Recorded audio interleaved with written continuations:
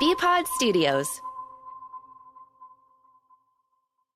On the air, online, on the air. This is how Boston sports fans start their day.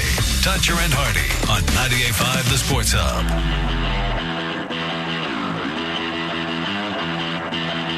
Hey, we're Dutcher and Hardy. This hour of our show is brought to you by FanDuel Sportsbook. Make every moment more with FanDuel. If you're getting up this morning and your work is or your kids' schools have been canceled, I guess you're lucky or unfortunate because it turns out it has not snowed.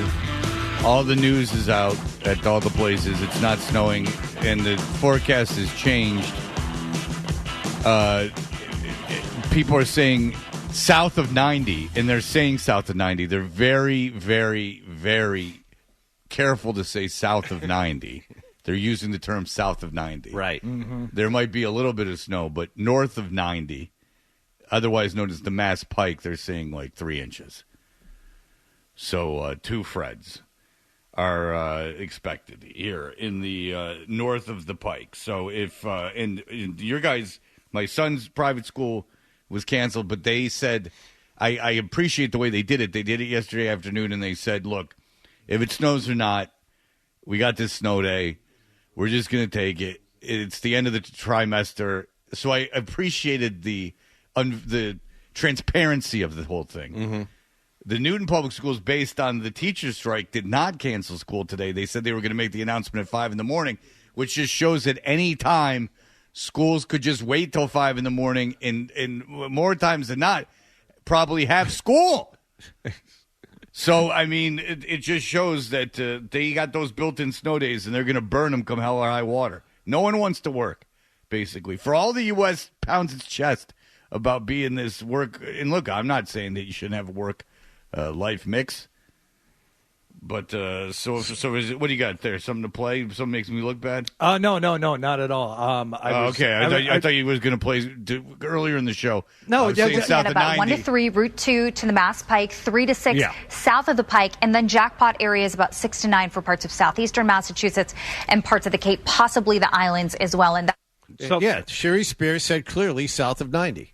No, she said south of the Pike. I was wrong. I was so transfixed with Sherry Spears' knowledge of weather. Yeah, who can blame you? That I was, I misheard what she said, because we are no fan of the cads at WBZ, who are too into their own thing to even come on the show and express the weather. And since the weather is not doing what they said it was going to do, I'm protesting them.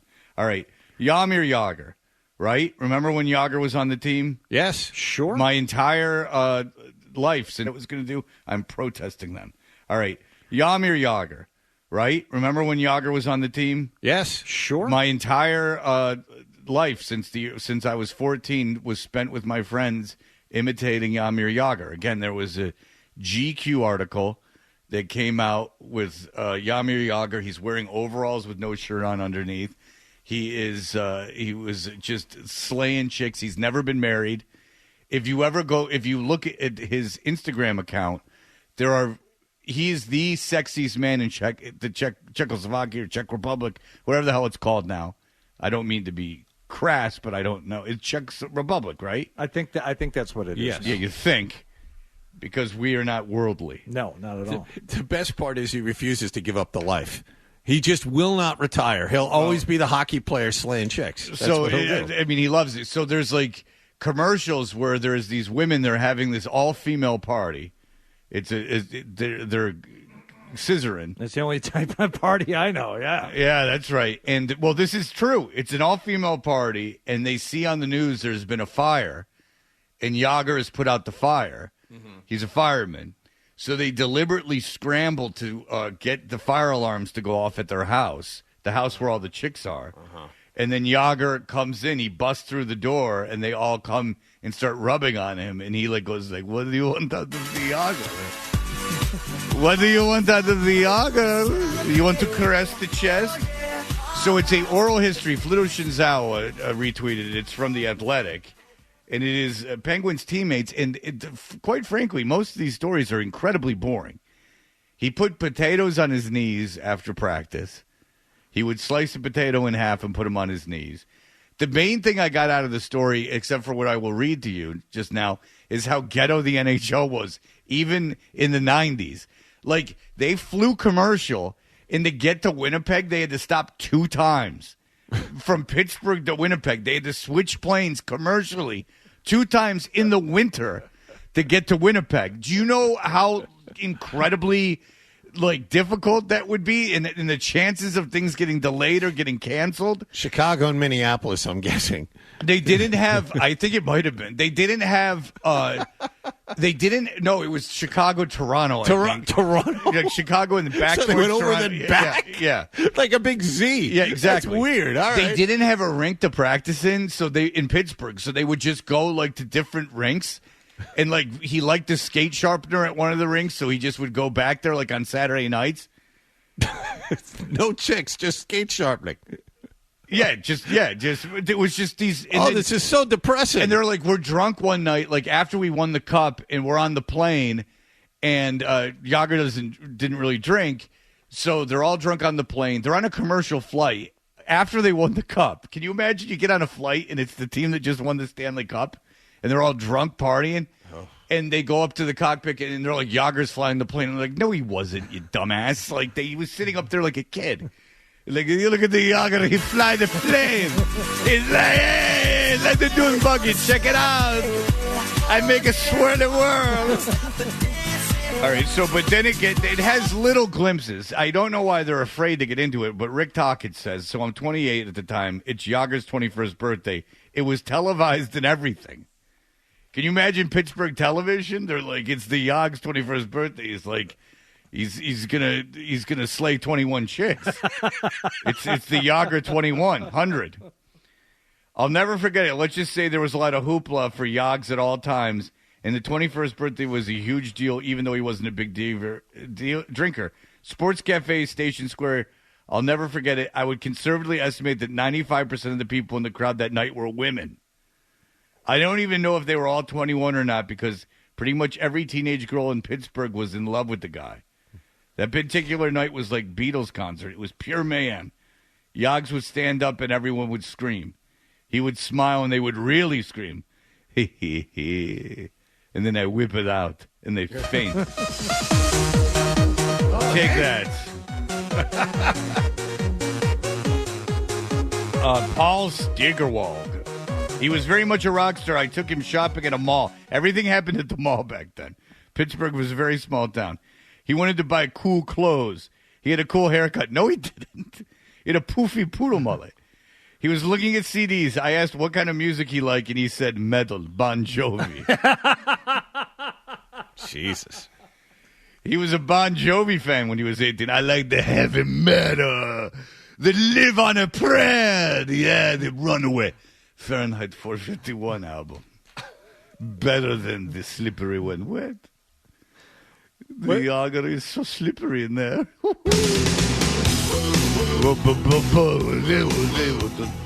at that bubble butt. He was a Bon Jovi fan when he was 18. He was a teenager. No kidding, he just said he was 18. He drove fast. He wore cool clothes. The coolest Cavarici. He had the hair. He liked girls a lot. And they liked him a lot. He was from the Czech Republic, but he was more like an American teenager from the beginning. He was exotic, though. Look at the exotic. Look at the poof. Look at how much hair is downstairs. Look at the poof. Look what emerges from the poof. The pleasure rocket. I can see the poof, and then out of it grows the mushroom. He was exotic, though. I can see it. The appeal that he had to the young people, especially the girls. He's never been married. No. Put a ring on it, but not on the finger. Keep it up Czech style. He's still single. This one, he's got the beads for your pleasure. He's still single. He's like the eternal teenager. He looks like a character from Thor. A character from Thor? Not Thor. Not Thor. Just a character from Thor. Yeah. One of the many. Brother. Yeah. Let's not get too... I don't want to speak out of school and call him Thor. Just walking around the mall that day, you could see people staring at him. Most of them didn't even know who he was yet, but he had this presence about him that was different. He just took over the city. So there you have it. And you liked saying Steelers because it was the only name of the team that he could pronounce. Jagr, I heard you like Bon Jovi. Have you heard this? What is this crap? This is not the Jovi that I like. No, this is not no. This is not the one dead or alive. Oh, the Jagr is spent. It is now dead. Oh, but the bubble, but make it alive. I walk these streets, loaded poof on my back, on my front. All right, the Phoenix Open. Hardy loves golf more than anything else. He loves golf. I know a guy that was at this thing, apparently. The Phoenix Open, the Waste Management Open, is known as being the rowdiest crowd in golf. And I think you mean the... It was like things at the Waste Management. It was more like wasted management. That's awful. That's awful. That's just what they call the thing. Ugh. Boy, that guy sucks. Where is that guy from? It's got to be San Antonio. Yeah, that's got to be that's got to be just there's no one else that wants to gig except for Johnny Boy over here. John's like, I'm doing Brian basketball, and that guy's worse than me. Was that the Canadian broadcast? Oh, that kind of makes sense. Yeah. They don't put the A-listers on basketball in Canada. That's the Hamilton, Ontario broadcast. Let's be honest. That is a weak suburb of that's where they had to fly to get to Winnipeg. Hamilton? Chicago to Hamilton. Jesus. Because Hamilton was the place where they would get you over the border. They have runway or like a dirt patch in Hamilton? That can't be a very big airport. I think Hamilton is actually a big city. Yeah, Hamilton is where that band, what's it called, is from. That's if I can be so bold. Tragically Hip?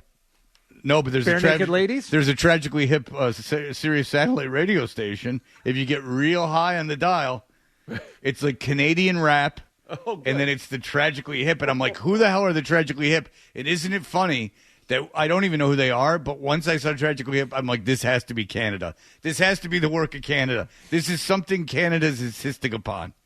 The Tragically Hip should have their own. There's so little music coming out of Canada that the Tragically Hip have their own radio station.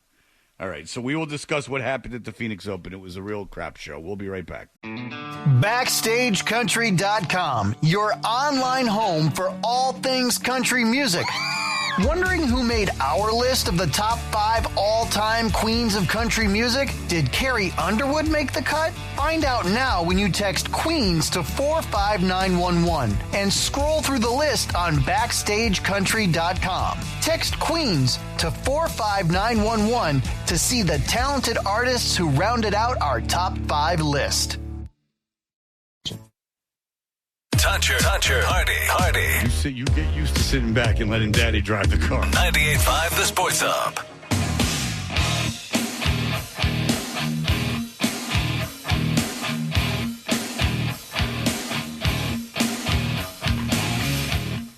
We're Toucher and Hardy, so on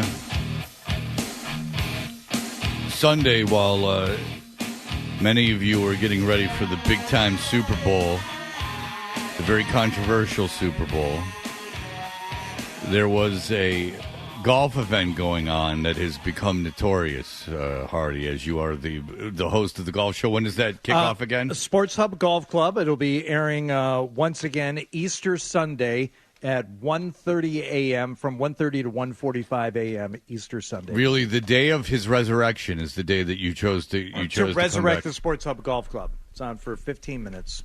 Very early. So if you get up early to hide the Easter eggs, listen to the Sports Hub Golf Club. It's really just a celebration of Jesus.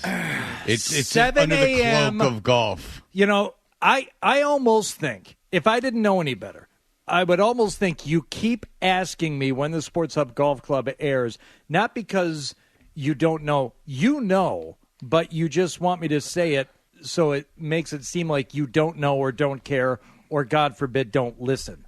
Or maybe it could be because I want to give you the platform to promote your baby. 7 a.m. Sunday mornings. Gift horse, welcome to your mouth. Every week starting Masters Sunday. Okay?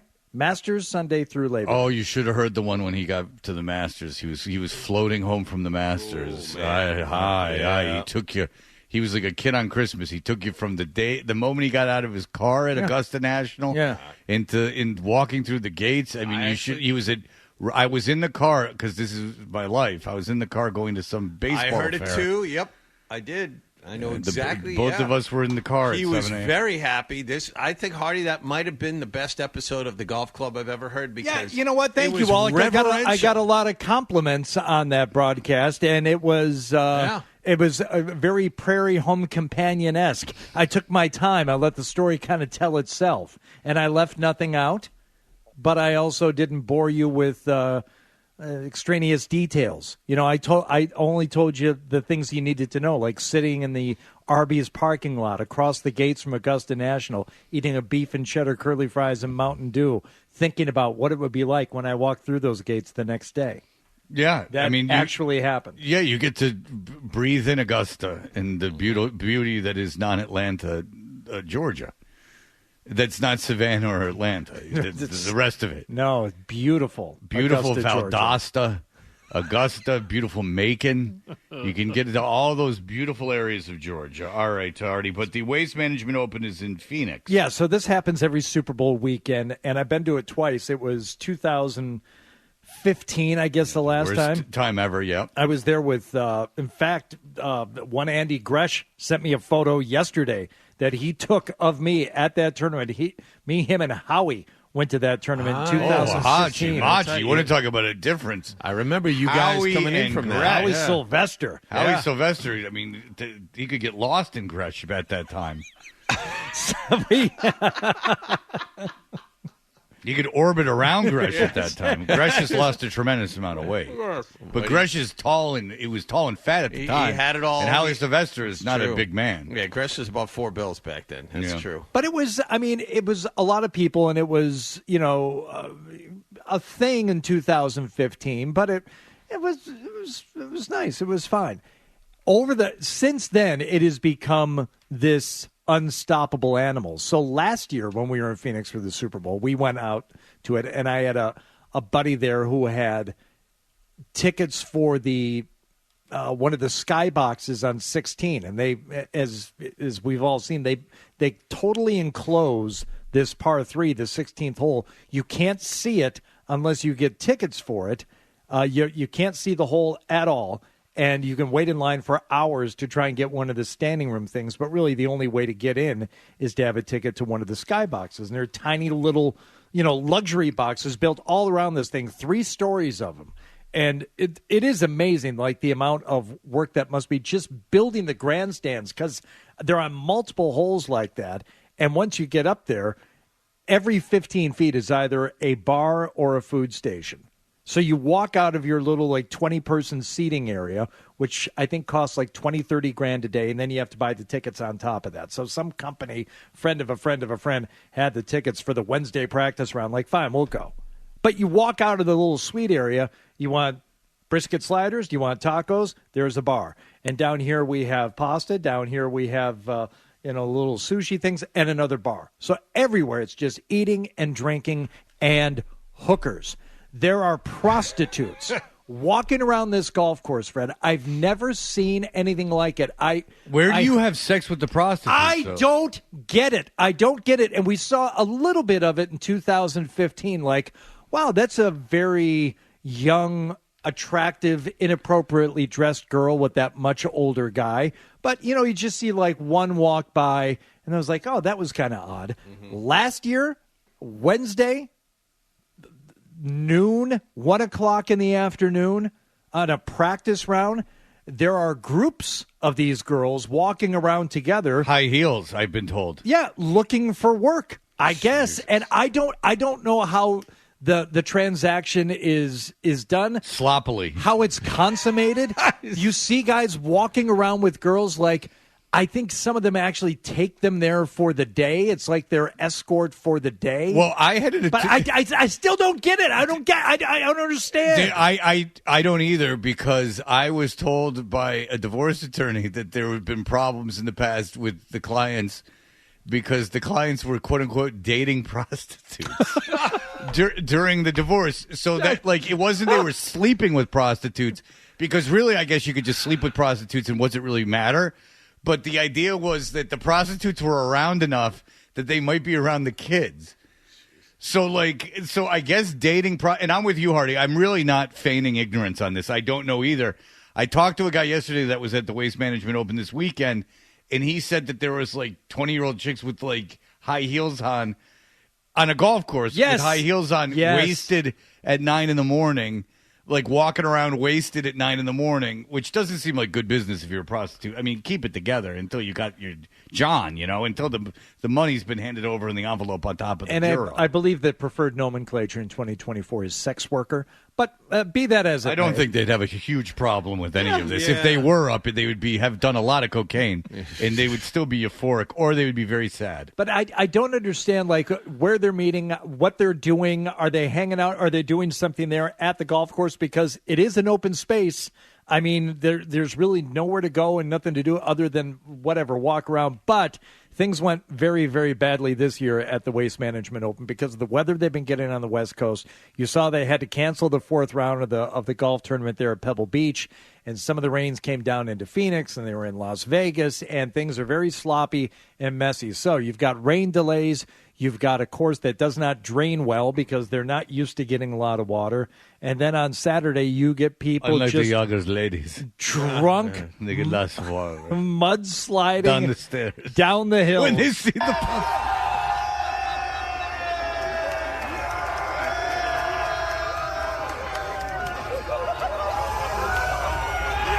And to that I say fantastic. I say great. And make Jim Nantz have to call it. Make Jim Nantz have to go out there with the way he's so precious about everything he does. Make him go out there. They treat you go to a Muni's and they treat golf like it's Augusta National. You have to admit it's a little too precious. I like the idea that there's one golf tournament. It doesn't have to be all of them, but there's one golf tournament where it finally bit him in the ass. And you know what? All these dudes that pretend to be so buttoned up. When you take the reins off, they're all doing blow. They're all alcoholics, and they're all nailing hookers. Let's all put it on the open. This should just be the closet's open. It should be the closet's open. Because this is these guys' real lives.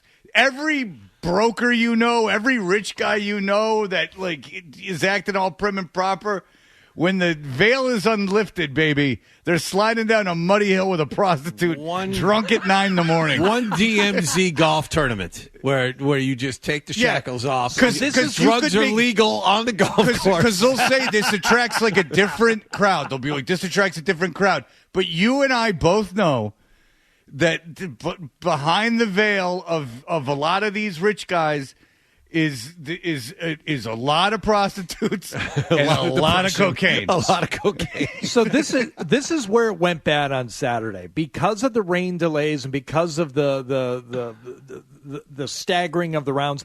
They had about an hour in between the end of the second round and the start of the third round, which should have started way earlier on Saturday. But again, there was rain, and then there was a frost delay and all this stuff. So they're letting all these people in starting at 8 o'clock in the morning.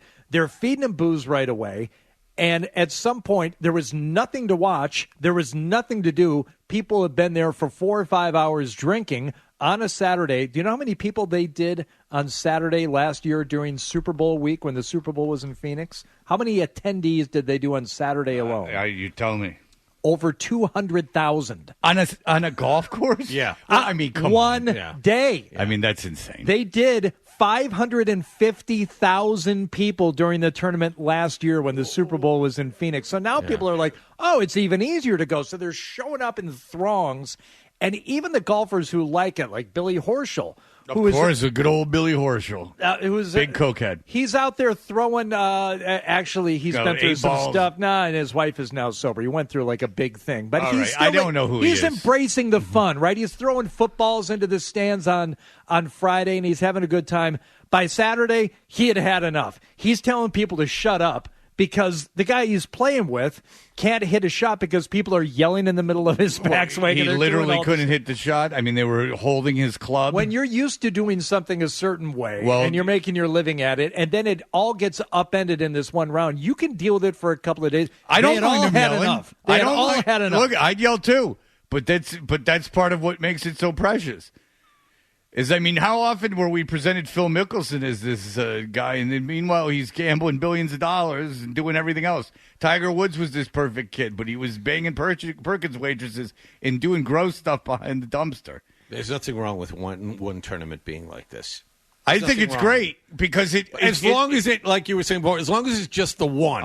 It could be every single one of them as far as I'm concerned, because I got news for you. You go to a country club after hours, and this is not unfamiliar territory for these people. So, of course, there can't be any middle ground. Now people are just calling for, from now on, don't sell alcohol at this event. Nobody will go. You're going to go from 400,000 people to 5. You're going to go from 500,000 people having, arguably one of the wildest sports experiences of their lives to no one showing up and no one caring. There's literally, you might as well just say, don't have balls. Like, just have the tournament without golf balls. Yes. There's no way.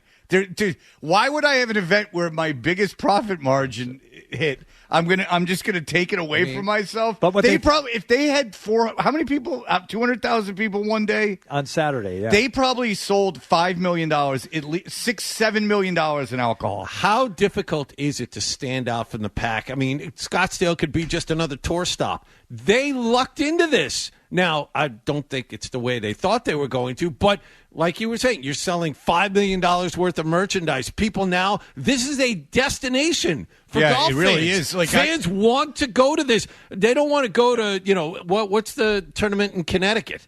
Who cares? Who cares? No one wants to go there. They want to go to Scottsdale. I know a guy who's a salesman. I saw him yesterday, and they took clients, like the big thing, and he's a Boston sales guy. He took clients to there because everyone wants to go to this it's thing. It's a destination. Good for those people organizing it. And it's not because of the people playing golf. It's just golf is just a backdrop. And by the way, if you're playing with numbers like 200,000, because everyone knows mob mentality, anyone will tell you, it takes like 5 guys to start doing something before it just becomes like, you're really... The more people you let in, the more you're really teetering on that line of anarchy. At some point, ticket holders were not allowed access. They stopped letting people in. They cut off alcohol sales in the middle of the day on Saturday. I'm sure and that that's when people got really, really pissed. And Wallach, how dare you speak ill of the Travelers Championship, TPC River Highlands, Cromwell, Connecticut. Yeah. It'll be back again this year. I'm sure 200,000 people are going to go to this It's a signature elevated event. You keep the Travelers Championship out of your stupid bird beak. You understand me? You know what? Don't slap them. You're not invited. You can't go. God I'll damn be down there broadcasting live this year. I'm very happy for you. Good for you. Is that on a Sunday, or are we deprived of your presence? It doesn't matter because you're not invited. You can't go. Well, I can tell you where. You're gonna take one person will be banned from that event. You. You don't need the eagle. He gets white stuff all over. Where is Cromwell, Connecticut? Up your ass. Now you've gone too far. All right, very good. I'll tell you where I'll be in June, coming right back. I'm going to be broadcasting from some cool place. Yeah, you are. Yeah, it's going to be awesome. Thursday morning. I'll tell you where I'm going to be. All right, here are the headlines. BackstageCountry.com, your online home for all things country music. Country music has so many generous artists who always seem to jump in to help those in need. We're spotlighting 5 who lead by example and lend a helping hand to charitable causes. See who made our list when you text GIVE to 45911. Text GIVE to 45911 and read all about it right now on BackstageCountry.com. Zolak and Bertrand get you through the workday at 10. Right now, it's Toucher and Hardy on the Sports Hub.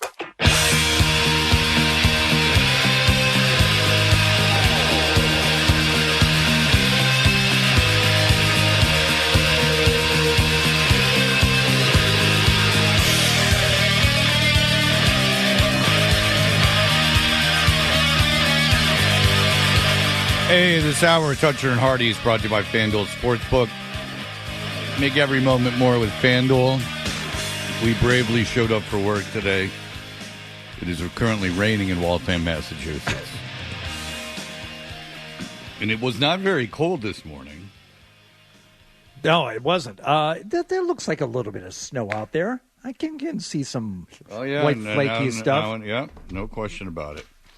No question about it. And I did tease this. If anyone wanted to be a little jealous of me, And before you tease it too much, is there a way that we can attend this, Fred? Because I don't want you to go on and on about it if it's something we can't even be a part of. Oh, you can attend it. Okay. Oh, good. Oh, yeah. Okay. I mean, if you're willing to pay the fee. Okay. What is it? What are you doing? Well, it doesn't really matter what I'm doing, but but my agent is making me, or is very strongly been trying to get me to do something that I'm finally just going to do. So on June 7th, Friday, June 7th, I will be broadcasting, and it will go off without a hitch, much to the delight, I'm sure, of everyone in engineering, from Hofstra University's radio station in wherever Hofstra is in Long Island, Nassau County, Long Island.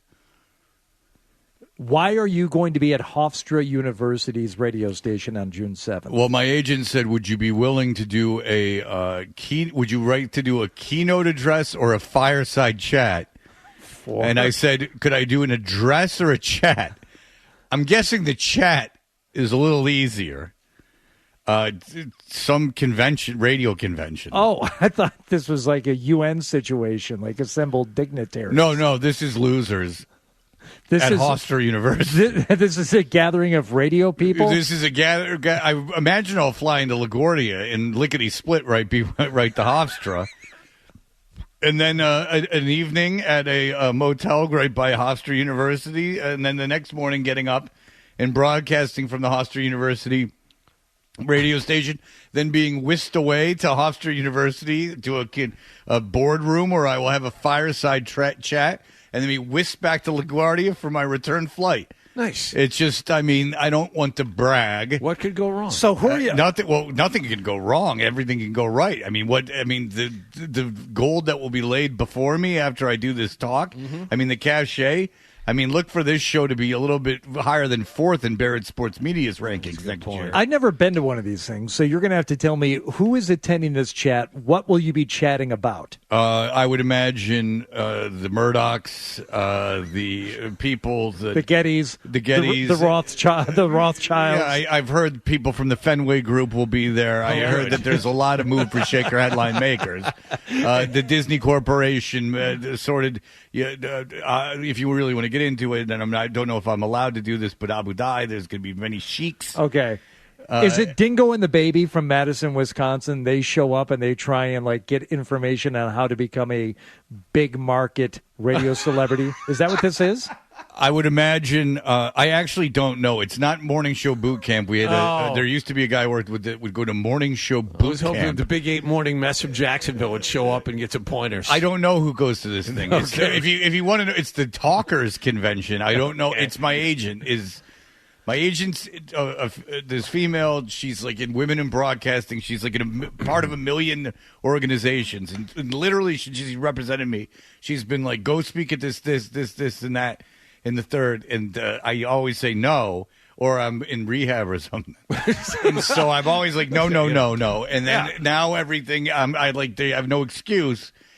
So I have to do it. But wouldn't you know, out of all the conventions, this one's at Hofstra. Mm-hmm. So this is the best one to go to. Hempstead, New York, baby. My unending White question, receivers. if I were you, to my agent, this is the question I ask my wife all the time when she's like, let's go here someplace and do this. I would say, what happens when we get there? I want to know, literally what happens. I show up for this fireside chat. Tell me about the room. Tell me who's going to be in there. Tell me what is expected of me. Well, I say, I give you 5% of my pre-tax income. I got to do whatever you say. Right. That's an interesting relationship you forged with this person. Mm. I mean, the reason this all started because she was circulating the new headshots, and that's how I ended up in this situation. Oh, so then the guy was like, "Wait a second, you represent him?" And she's like, "Yeah." And he's like, "Is there any way that he would agree to have a fireside chat, much like the old presidents of yore?" And I said, I will absolutely have it. She goes, would you like to be the keynote speaker or do it? Which shows you the power of it. That in February, they're asking people to be the lead speaker of a day of their convention. In June, and I said, it sounds like no. I would like to do the fireside. Daniel, go ahead. So, two things. First off, Sir Francis Ford Coppola is a famous Hofstra alumni from Hardy, Detroit, Michigan. And second, I know you're a Jets fan, so I wonder if Sir Wayne Corbett will be there. I said white receiver earlier. I couldn't stop thinking about Wayne Corbett. Mm-hmm. The little engine that could. Wes Welker before Wes Welker, undrafted. The great Wayne Corbett. If you look at Wayne Corbett's numbers, they blow you away. Borderline Hall of Fame, let's be honest. He's no Al Toon. Oh, Jesus. Or Wesley Walker. Right. And I don't think Francis Ford Coppola is from Detroit, is he? I had no idea. Born in Detroit to Father Carmine Coppola, who was a flutist with the Detroit Symphony Orchestra. How about that? Wow. I wonder if I ever saw the man play. The middle of 3 children, 2 years. But then they moved to New York when he was 2 years old. Okay. Oh, right. So it's like me saying I'm from Pittsburgh. You were born in Pittsburgh? I was born in Mount Lebanon, so I have to put Mount Lebanon. Did I capitalize both the M and the T? That's what I have to remember when I'm doing the words to figure out my password. Oh, yeah. All right, we will be back in just a moment. Your favorite football player has a dating show, and one of your other favorite football players just walks around casinos telling people to F off. And that's literally what he's doing. We'll be right back. BackstageCountry.com, your online home for all things country music. Lainey Wilson is on a roll. She's delivering great music and teaming up with some of country's hottest acts. Text Lainey to 45911 to see which 4 Lainey Wilson collabs have us talking at BackstageCountry.com. Text Lainey to 45911 to get a link to the list sent right to your phone from BackstageCountry.com. Twitch feed of this is going to be used all around the internet. Get up. The cat is finally out of the bag. Get up. We're back. Toucher and Hardy. Get up. 98.5 The Sports Hub.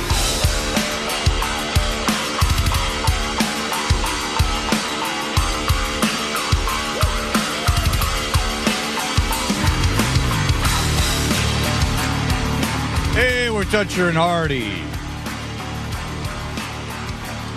Yeah, we must are. be giving away something good because we got this going. Oh, boy. They got to just log into the computers at work. You got to use your phone. You got to have an app. You like Marshawn Lynch? Yes. I do like Marshawn Lynch. You know why I like him the most? At that Super Bowl we were talking about in Phoenix, 2015, Seattle Patriots, they were doing a Skittles promotion, and they were giving away the Beast Mode Skittles packages. They were Marshawn Lynch specially packaged Skittles, because remember he said he loved Skittles, and they were in Seahawks colors, and they were handing away the packages to people on Radio Row. And Bertrand tipped me off to this. He said, anytime you get something like this, sell it on eBay. I'm like, really? He goes, oh yeah, how many people will dig it? I had 2 packages of Skittles that I sold, I think, for $80 each. Oh, God.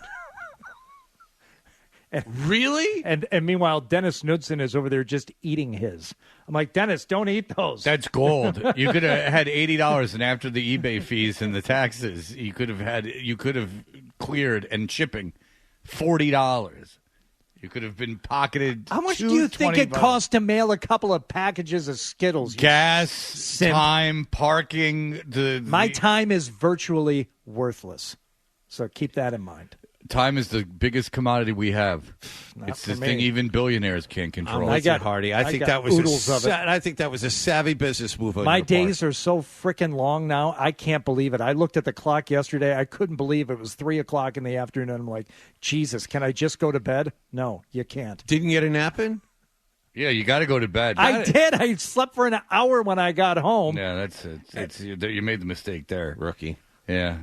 You can't. You got to kill some time before you go to sleep, and then you got to at least stretch the process. 1 to 3, 2 to 4 in there. Yeah, well, 2 to 4. Now you're pushing it. But 1 to 3 is a much more. Yeah.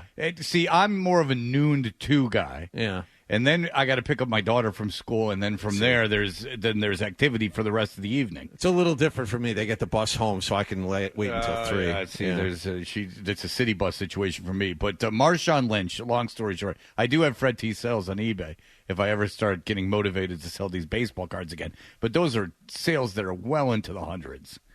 I mean, I'm not nickel and diming you on Fred T. sales. Yeah, $160 for Skittles I got for free. I think I did okay. I bet I'm going to have a better profit margin than you and your bubblegum cards. I bet you anything that I would enjoy those Skittles. I bet you anything you won't sell those cards. I bet you anything that you're just talking out of your rear end. I had a right Well, go to Fred T Sales on eBay and check out my sales, and I think that you'll be flabbergasted at how well I've done. I'm going to look right now. All right, yeah, because I'm just ripping packs and selling wax. All right, so here's Marshawn Lynch. She's from Oakland, California, and sometimes it gets a little hectic out there, so he's going to just tell you how they just chill. He's walking around a casino telling people to F off. 49er fans? Yeah.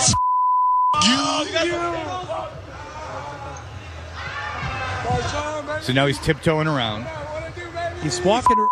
You little ugly motherfucker. So he's just going up to people, asking if they're 49ers fans, and then telling them to F off. And it's funny because the people see it's Marshawn Lynch, and they get this look of like excitement in their eyes that like, ooh, I recognize this guy. And then he tells them to F off, and they don't know what to do. Some of them are shocked.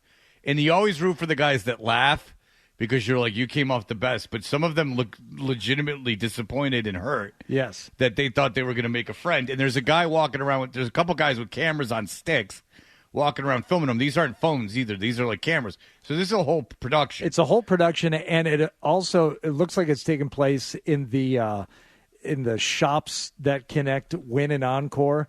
So it's a very nice area. It's like one of these high-end shopping things in one of these casinos. So these people aren't in a food court. He stole this from Laurel and Hardy, though, their famous vaudeville act called "Are You a Fan of the Brooklyn Dodgers?" And they go, yes, and they will F you.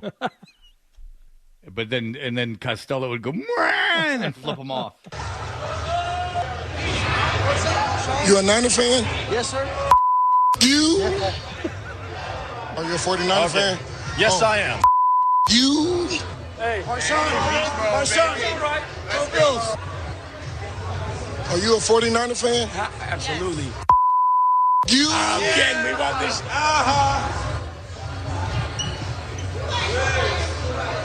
Are you a 49er fan? You? So there you go. He loves to tell them to. See you driving around town with the girl I love, and I'm like, I guess the change in my pocket wasn't enough. I'm like, you and I just called to say I just called not nice, Marshawn. to say how much I care. You little ugly mother. Okay. All right. Well, listen. It's not. What do you want to do today? Well, let's get the fanciest cameras we can and film some guy walking around in sweats telling people to F off. It seems like he's gotten over his social anxiety that kept him off the podium and talking to the media after games for a couple of years. And I think I was very sensitive towards that. I was like, listen, if the guy doesn't want to talk to the press, don't talk to the press. But he really just wasn't getting paid, so he said no. So I should have been more. Next thing I think someone has a mental illness. Eggs on my face. Next time someone says I'm having problems mentally, I'm going to be like, get out of here. Remember Marshawn Lynch? He was faking it. Faker. And that's what I'll do is point and say faker. All right, there will be no commercials here, just the headlines. When we come back, Travis Kelce's even worse than you thought.